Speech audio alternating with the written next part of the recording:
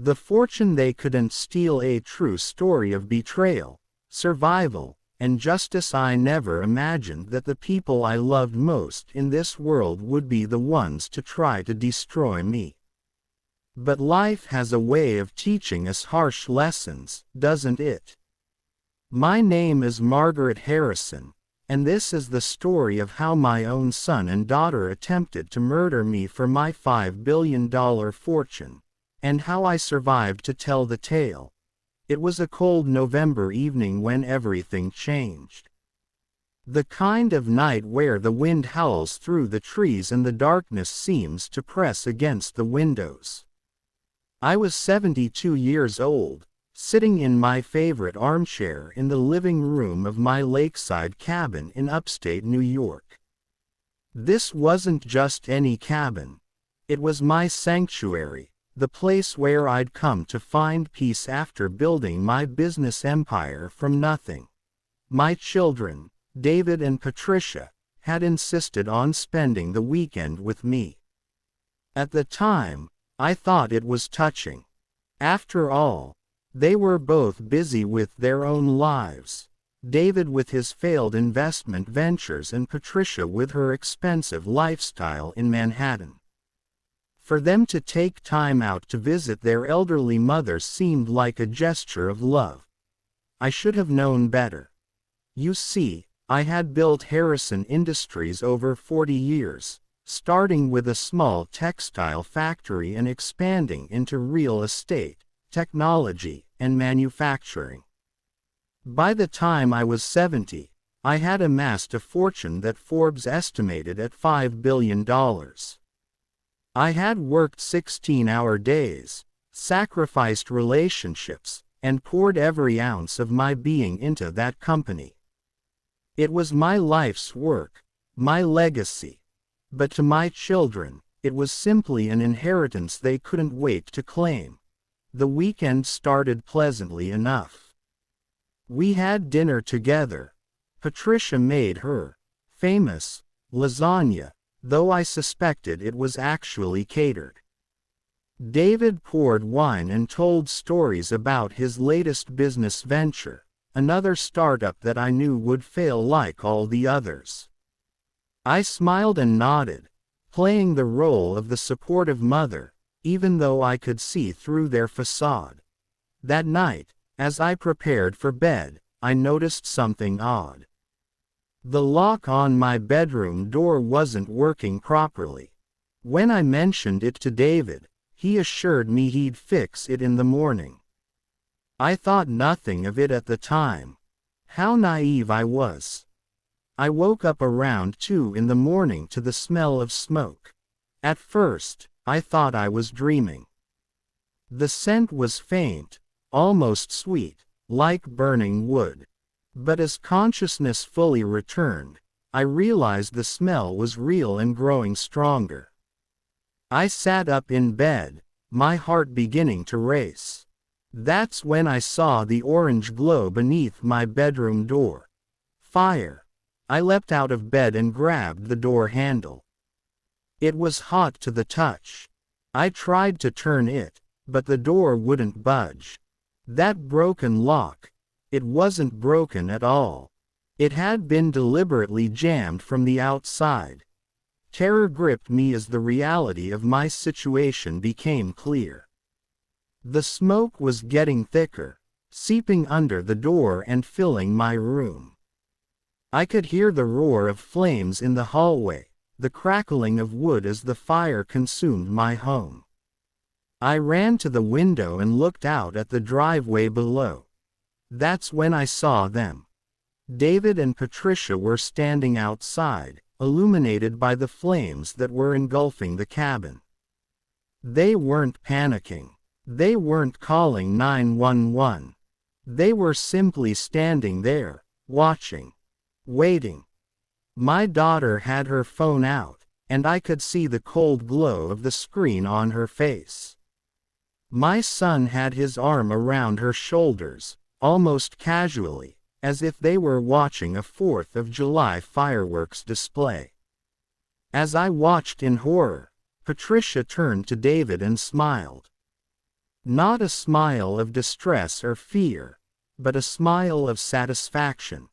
In that moment, I understood everything.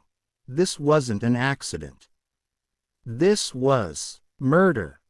My own children had locked me in my bedroom and set fire to the cabin, intending to watch me burn to death so they could inherit my fortune. The weekend visit, the broken lock, their unusual attentiveness, it had all been planned. They had probably been planning it for months, maybe years. The betrayal hit me like a physical blow, but I didn't have time to process it. The smoke was getting thicker, and I could feel the heat from the fire intensifying. I had perhaps 2 or 3 minutes before the flames reached my room, and the door wasn't an option. I looked around desperately for a way out. The window was my only chance, but it was a 20-foot drop to the ground below. At 72, with osteoporosis, that fall could easily kill me. But staying meant certain death, and I wasn't ready to die, especially not to satisfy my greedy, ungrateful children. I grabbed a heavy blanket from my bed and wrapped it around myself for protection. Then I picked up the wooden chair from my vanity and smashed it against the window. The glass shattered outward, and cold air rushed in, feeding the fire behind me. The flames roared louder, as if angry that I was trying to escape. I didn't hesitate. I climbed onto the windowsill, said a prayer to a God I wasn't sure I believed in, and jumped. The fall seemed to last forever. The ground rushed up to meet me, and then impact. Hard, brutal, and agonizing. I landed awkwardly on my left side, and I felt something snap in my leg. Pain exploded through my body, white-hot and overwhelming. I couldn't breathe. For a moment, I thought I had died anyway, but I hadn't. I was alive. I lay there in the cold grass, gasping for air, my leg twisted at an unnatural angle. Above me, my bedroom window glowed with fire, and I could hear the structure beginning to collapse. Every breath was agony, but I was alive. And then I heard footsteps approaching. "Mom." It was Patricia's voice, filled with what sounded like shock. I turned my head and saw her and David running toward me. In the firelight, I could see their faces clearly, and what I saw there chilled me more than the November cold. They weren't relieved. They were horrified. Not because I was hurt, but because I was alive. "Hope you like fire," David whispered as he reached me, his voice dripping with venom. He knelt down beside me, and for a terrible moment, I thought he might try to finish the job. "My son," I managed to whisper through my pain, whispered as he locked me inside the burning cabin. Patricia stood behind him, her face pale in the firelight. My daughter only smiled coldly. I continued, my voice growing stronger despite the pain. "They thought my $5 billion fortune was already theirs." I watched their faces as understanding dawned on them. I knew. I knew what they had done. The pretense was over. But when they returned home to celebrate, I said, each word an effort, I was sitting there with something they never expected. The confusion in their eyes was almost comical. They had seen the cabin burning. They had watched me jump from the window. They had seen me lying here, apparently helpless. So how could I be home waiting for them? The truth was, I had planned for this. You don't build a $5 billion empire by being naive. You don't survive in the cutthroat world of business without learning to recognize predators, even when they're your own children. I had suspected their intentions for months.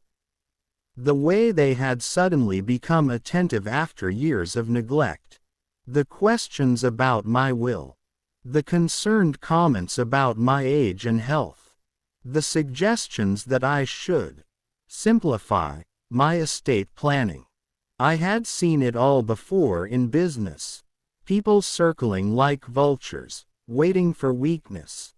So I had set a trap. The cabin wasn't my only property, I owned dozens.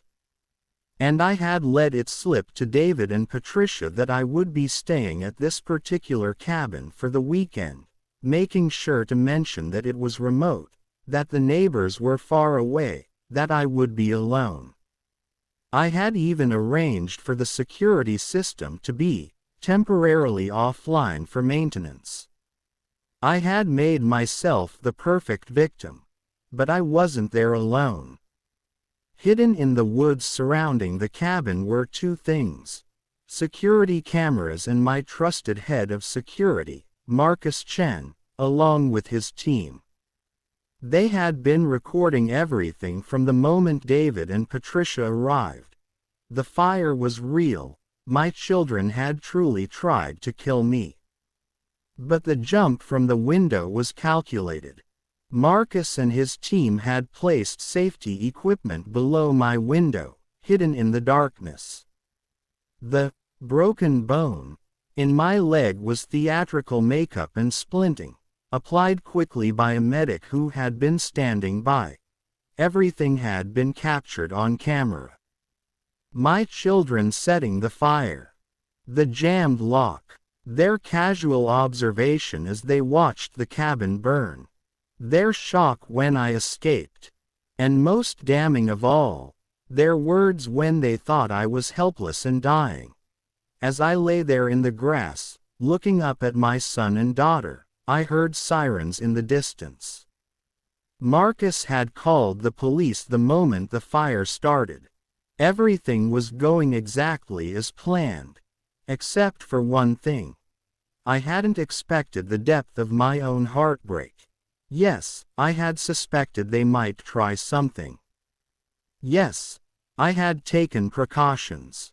But some part of me, some foolish, maternal part, had hoped I was wrong. Hoped that my own children wouldn't actually go through with murder. That they would have some vestige of love, some trace of humanity that would stop them at the last moment. But they hadn't stopped. They had locked that door and set that fire with full knowledge that I was inside. They had stood outside and watched, waiting for me to die. And when I escaped, their first instinct wasn't relief but disappointment. I had given birth to monsters. The police arrived within minutes, followed by ambulances and fire trucks. I was loaded onto a stretcher. The fake injury having served its purpose, I no longer needed to maintain it, but the shock and exhaustion were real enough. As the paramedics checked me over, I watched the police approach David and Patricia. "Officers, thank God you're here," Patricia said, her voice dripping with false concern. "There's been a terrible accident. Our mother." "Ma'am, you need to come with us," one of the officers interrupted. "You both do." "What? Why?" David's confusion seemed genuine. He still didn't understand that they had walked into a trap. "You're both under arrest for attempted murder." The look on their faces was something I will never forget. Shock, disbelief, fear, and underneath it all, rage, pure, undisguised rage that their plan had failed. "This is ridiculous," Patricia shrieked. "We tried to save her. The cabin caught fire and we have video evidence, ma'am. The fire was deliberately set. We recorded everything.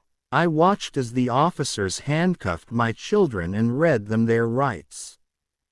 David was screaming now, hurling accusations at me, claiming I had set them up, that I was a cruel, manipulative woman who had never loved them. Patricia was crying, but her tears seemed more like fury than remorse. As they were led away to the police cars, Patricia turned back to look at me one last time. Our eyes met, and in that moment, there was nothing but pure hatred in her gaze. "I hope you die alone, you evil bitch," she spat. Those were the last words my daughter ever spoke to me. The trial was a media sensation. "Billionaire's children attempt murder for inheritance," ran on every major news outlet. The prosecution had an airtight case. The video evidence left no room for doubt. The footage showed David purchasing accelerant at a hardware store 3 days before the weekend. It showed Patricia researching insurance policies and fire investigation procedures on her laptop. And of course, it showed them setting the fire and watching the cabin burn. Their defense lawyers tried everything. They claimed I had manipulated them, that I was a terrible mother who had driven them to desperation. They painted me as a cold, distant businesswoman who had valued money over her children. They tried to argue that the stress of waiting for their inheritance had caused temporary insanity. None of it worked. David was sentenced to 35 years in prison. Patricia received 30 years. They would both be elderly by the time they were released, if they lived that long. In the end, their desperate grab for wealth had cost them everything. As for me, I sat in that courtroom day after day, listening to the evidence, watching my children's faces as their lives unraveled. People expected me to look triumphant.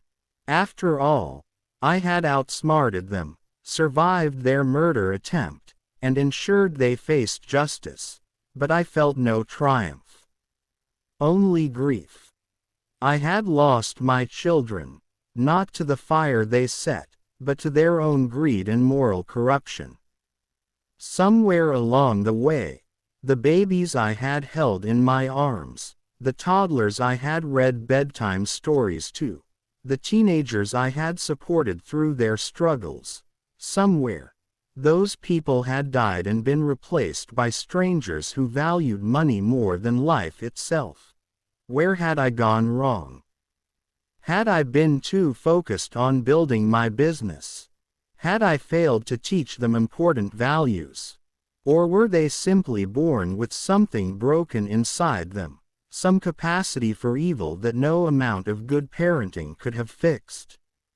I'll never know the answer to those questions. After the trial, I made some decisions. First, I completely rewrote my will. Not a penny of my fortune would go to David or Patricia. Instead, I established a foundation dedicated to helping underprivileged children get access to education and opportunities. I figured if I had failed with my own children, perhaps I could help others succeed with theirs. I also stepped down as CEO of Harrison Industries. At 73, with my children in prison and my faith in family shattered, I no longer had the drive to continue. I appointed a worthy successor and retained only a small advisory role. These days, I live simply.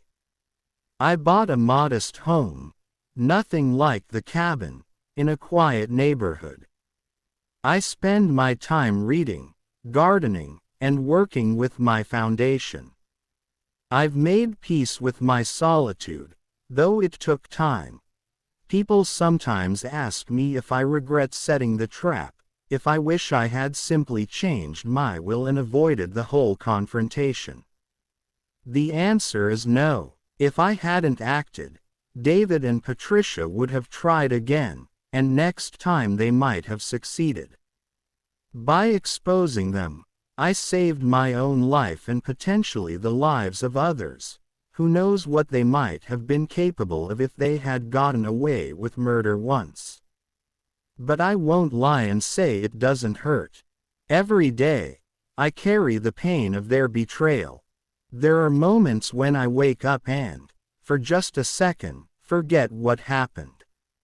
Then reality crashes back, and I have to live through it all over again.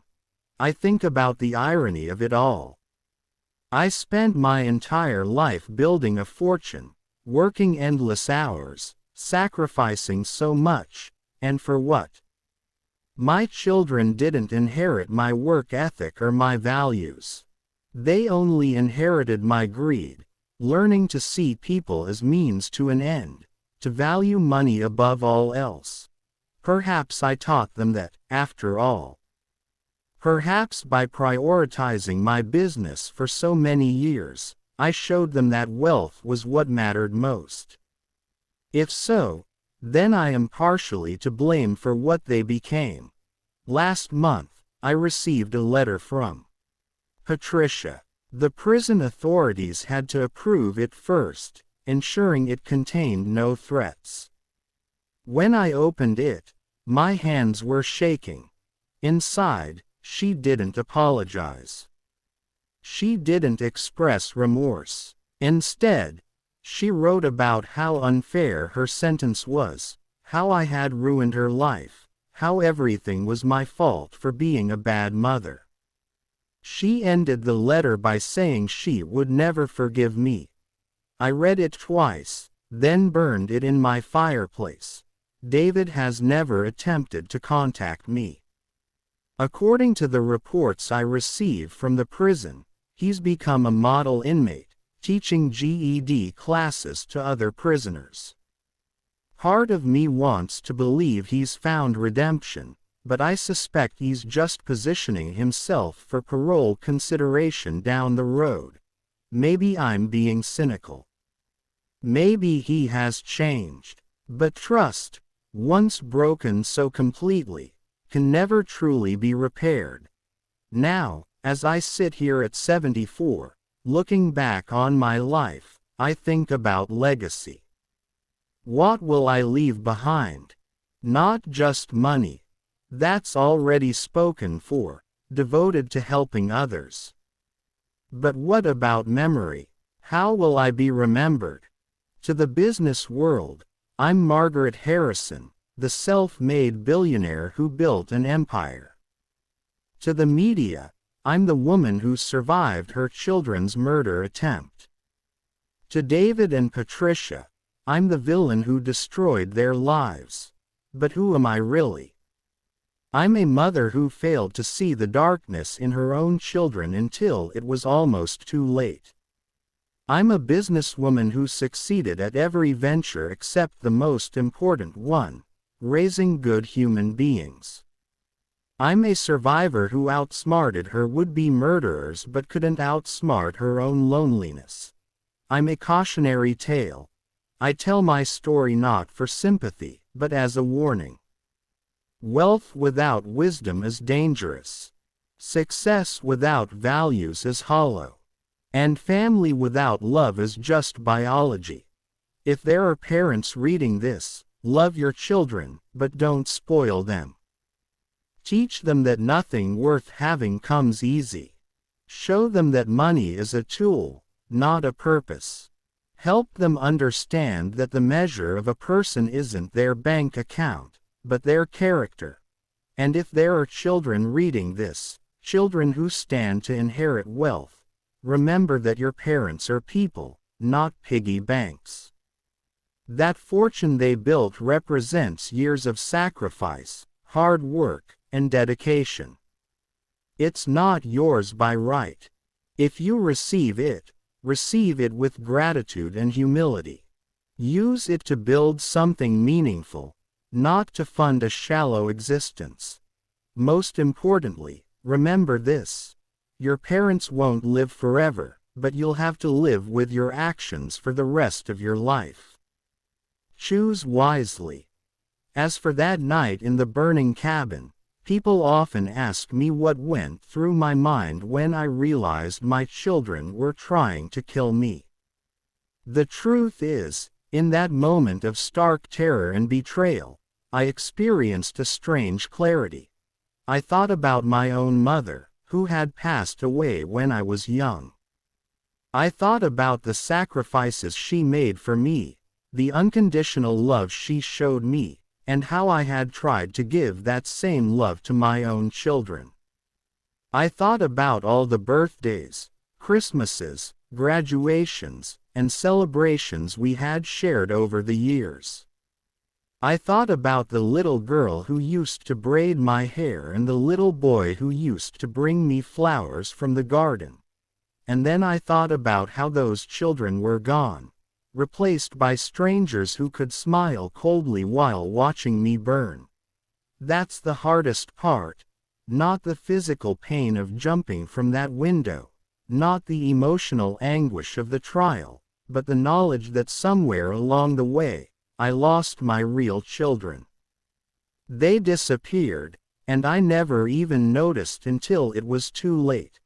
I'm writing this story from my home office, looking out at a garden I planted myself.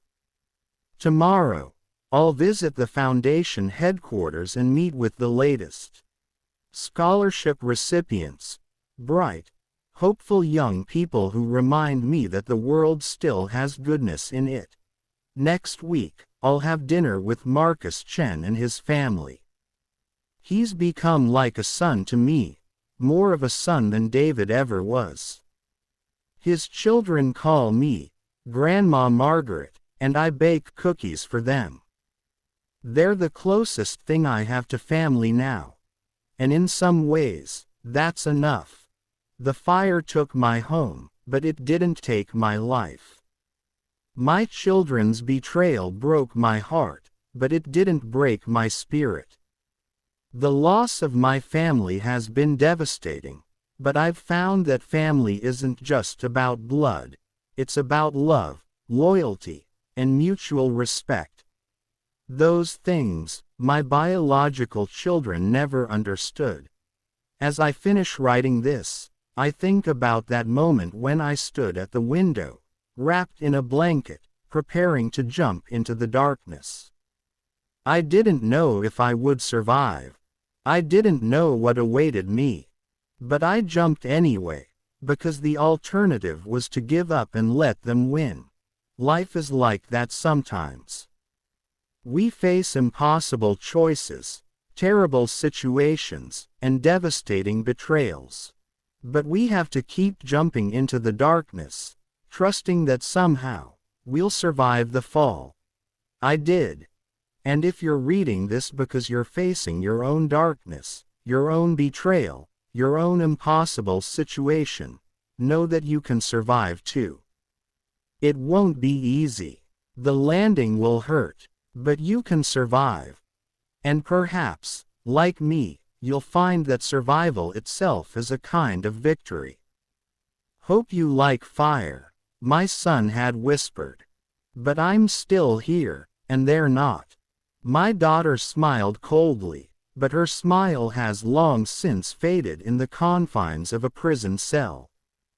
They thought my $5 billion fortune was already theirs, but when they returned home expecting to celebrate, I was sitting there with something they never expected: justice.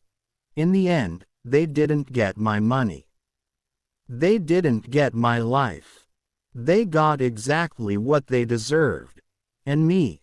I got something more valuable than any fortune. I got the truth. The painful, excruciating truth about who my children really were. And in that truth, however terrible, I found my freedom. I'm still here. I'm still standing. And I'm no longer afraid of the fire. The end.